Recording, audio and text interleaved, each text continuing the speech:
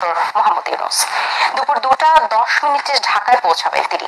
এর আগে গতকাল স্থানীয় সময় বিকেলে প্যারিসের বিমানবন্দরে খ্যাতিমান এই অর্থনীতিবিদকে কড়া নিরাপত্তায় পৌঁছে দেয় দেশটির সরকারি নিরাপত্তা বাহিনী। বিশ্বের বিভিন্ন গণমাধ্যম প্রতিনিধিরা সেখানে ডক্টর ইউনূসের প্রতিক্রিয়া জানার চেষ্টা করলেও তাৎক্ষণিকভাবে তিনি কিছু বলেননি। সাধারণ যাত্রীদের মতোই তিনি বিমানবন্দরের চেক ইন কাউন্টারে যান এবং আনুষ্ঠানিকতা শেষ করেন। ডক্টর ইউনূস দেশে ফেরার পর রাত 8টায় বঙ্গভবনে অনুষ্ঠিত হবে অন্তর্বর্তীকালীন সরকারের শপথ। রাষ্ট্রীয় এই আনুষ্ঠানিকতায় প্রায় 400 অতিথিকে আমন্ত্রণ জানানো হয়েছে বলে গতকাল সাংবাদিকদের জানান সেনাপ্রধান জেনারেল ওয়াকারুজ্জামান। অন্তর্বর্তীকালীন সরকারের আকার 15 জনের বেশিও হতে পারে বলে জানান সেনাপ্রধান। প্রস্তাব ছিল বিকালে করা, বিকালে খুব টাইট হয়ে যেতে পারে, উনি 2:10 দিকে হয়তো এখানে আসবেন, মেবি ভেরি টাইট, হয়তো তাইলে রাত্রেবেলা রাত 8টার দিকে করতে পারি। হয়তো 400 জন লোকের উপস্থিতি এখানে থাকবে।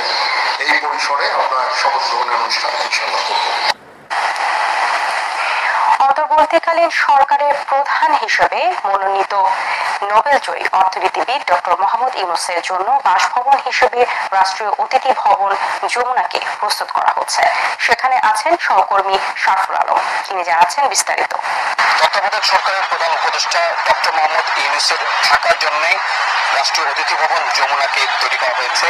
আপনারা দেখতে পাচ্ছেন যে এখানে গৃহায়ণ ও গণপূর্ত অধিদপ্তরের যেসব কর্মচারীরা আছেন তারা কিন্তু কাজ করছেন এবং তারা তাদের এই ভবনটিতে থাকার জন্য যে ধরনের প্রস্তুতি দরকার, যে ধরনের গোছগাছ করা দরকার, অনেক দিন এই ভবনটি ব্যবহৃত হয়নি, আপনারা সবাই জানেন, এবং সেই জন্য কিন্তু তারা এই ভবনটিতে থাকার উপযোগী করার জন্য যা যা করা প্রয়োজন তারা কিন্তু পরিষ্কার পরিচ্ছন্নতা থেকে শুরু করে সব ধরনের কাজ করছেন। এবং এছাড়া আমরা দেখছি যে এই ভবনটিকে ঘিরে চারপাশে কিন্তু এক ধরনের নিরাপত্তা বলয় তৈরি করা হয়েছে এবং প্রধান উপদেষ্টার জন্য যে ধরনের নিরাপত্তামূলক ব্যবস্থা রাখা দরকার কয়েকটি স্তরের, সেটি আমরা দেখতে পাচ্ছি। এবং আমরা এটি দেখতে পেয়েছি যে আমরা সেনাবাহিনীর সহ প্রধান উপদেষ্টা নিরাপত্তার জন্য যারা যারা কাজ করবেন তাদের কিন্তু একটি অগ্রগামী দল এরই মধ্যে এখানে চলে আসছেন এবং তারা কিন্তু মহামান্য যে উপদেষ্টা, প্রধান উপদেষ্টা, তার থাকার যে জায়গাটি সেটিকে যাতে সম্পূর্ণ নিরবিচ্ছিন্ন রাখা যায়, নিরাপত্তা দিয়ে রাখা যায় এবং চারপাশে সেই ধরনের নিরাপত্তা বলে কিন্তু তারা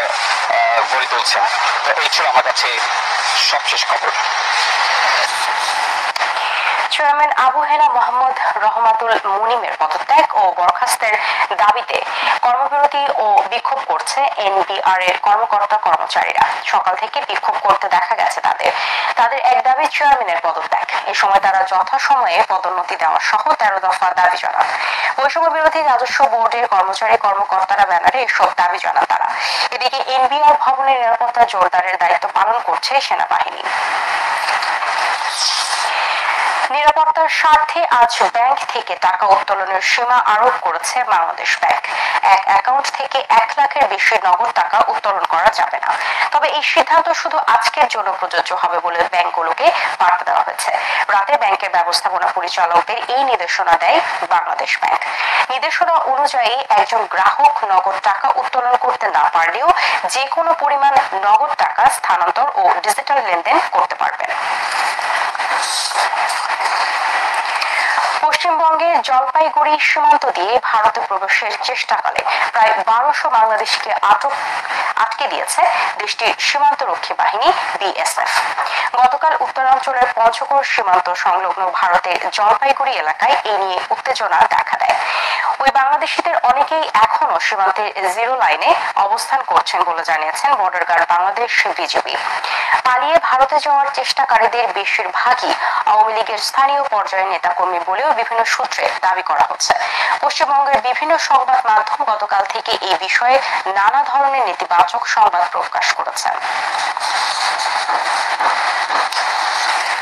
লুটেরা ও ডাকাত আতঙ্কে নির্ঘুম রাত কাটাচ্ছেন রাজধানীবাসী। ঘন্টায় ঘন্টায় ছড়িয়ে পড়ছে নানা গুজব। পাড়ায় পাড়ায় নিজেরাই পাহারা বসিয়েছেন বাসিন্দারা। মসজিদে মসজিদে মাইকিং করে সবাইকে সজাগ সতর্ক থাকতে বলা হচ্ছে। এর মধ্যে মোহাম্মদপুরের বসিলা চন্দ্রিমা উদ্যান হাউজিং, উত্তরা ও মিরপুর এলাকায় ধাওয়া করে কয়েকজন ডাকাতকে আটকের পর সেনাবাহিনীর টহল টিমের কাছে হস্তান্তর করা হয়েছে। মাজহারুল হক মুহাজিরের রিপোর্টে থাকছে বিস্তারিত। ডাকাতি করে কয়েকজন পালাচ্ছে এমন খবরে মুহূর্তেই কয়েকশো এলাকাবাসী ঘিরে ফেলে মোহাম্মদপুরের চন্দ্রিমা উদ্যান হাউজিং এর কাঁচা বাজার। দাবড়ে ধরে ফেলা হয় দুজনকে।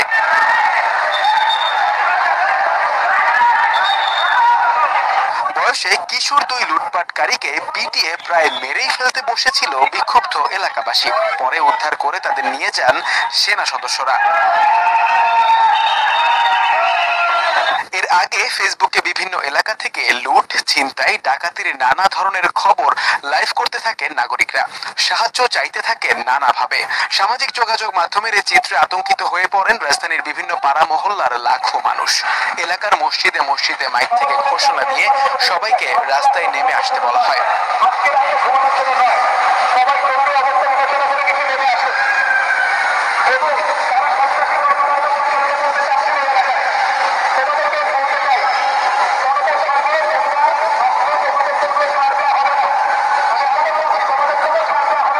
লাঠি সোটা নিয়ে শত শত মানুষ পাহারা বসান অলিগলিতে। রাস্তা ঘুরে ঘুরে সন্ত্রাসী লুটেরা বিরোধী নানা ধরনের স্লোগানও দেন তারা।